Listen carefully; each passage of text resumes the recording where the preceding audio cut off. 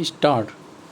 यह विडंबना ही है कि आज़ादी के 75 साल बाद भी शीर्ष अदालत को याद दिलाना पड़ा है कि संविधान प्रदत्त अभिव्यक्ति की आज़ादी अनिवार्य हक है। यह भी कि हमारी पुलिस अब तक स्वतंत्र अभिव्यक्ति का मर्म नहीं समझी और अक्सर राजनीतिक दबाव में कार्यवाही कर देती है। कमोबेश यही स्थिति सत्ता पक्ष की भी है कि वो अपनी आलोचना पर तल्ख होकर अभिव्यक्ति की आज़ादी का अतिक्रमण करने पर उतारू हो जाता है। ऐसे मामलों में पुलिस का भी दायित्व बनता है कि अभिव्यक्ति की सही व्याख्या करें, उसके बाद ही किसी तरह की कार्रवाई करें। निश्चय ही ऐसे मामलों में बेहद संवेदनशीलता की ज़रूरत होती है। वहीं दूसरी ओर हाल के दिनों में किसी राजनेता के बयान, फिल्मों, साहित्यिक अभिव्यक्ति पर भावनाएं आहत होने के आरोप लगाने का फैशन ही बन गया है। दरअसल कला व साहित्य में अभिव्यक्ति बिंबों व प्रतीकों के माध्यम से की जाती है, जिसकी सतही व्याख्या करके आनन फानन में मुकदमे दर्ज कर दिए जाते हैं।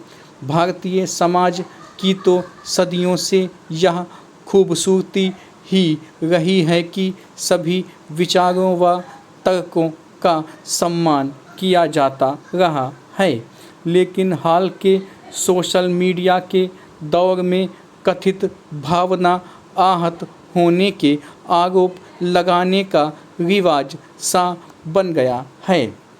इसके लिए विपरीत सत्ता पक्ष को सुविधाजनक लगने वाले तल्ख विचारों की अभिव्यक्ति का नोटिस नहीं लिया जाता। विडंबना यह है कि पुलिस भी सत्ता पक्ष के दबाव के चलते न्याय संगत कार्रवाई नहीं कर पाती।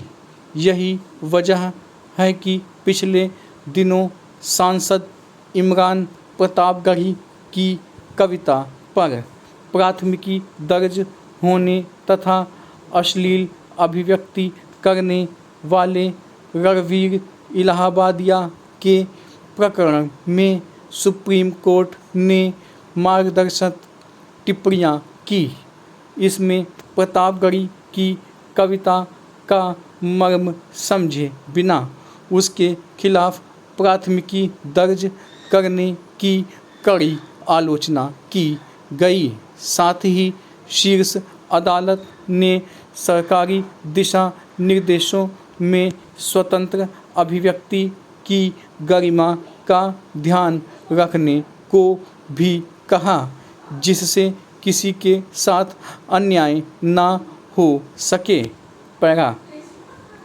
निसंदेह अदालत ने स्वतंत्र अभिव्यक्ति के लोकतांत्रिक व संवैधानिक मूल्यों के रूप में अपरिहार्य होने का जिक्र करते हुए दो टूक शब्दों में कहा कि कम से कम आज़ादी के 7 दशक बाद पुलिस को इसकी गरिमा का एहसास होना चाहिए था।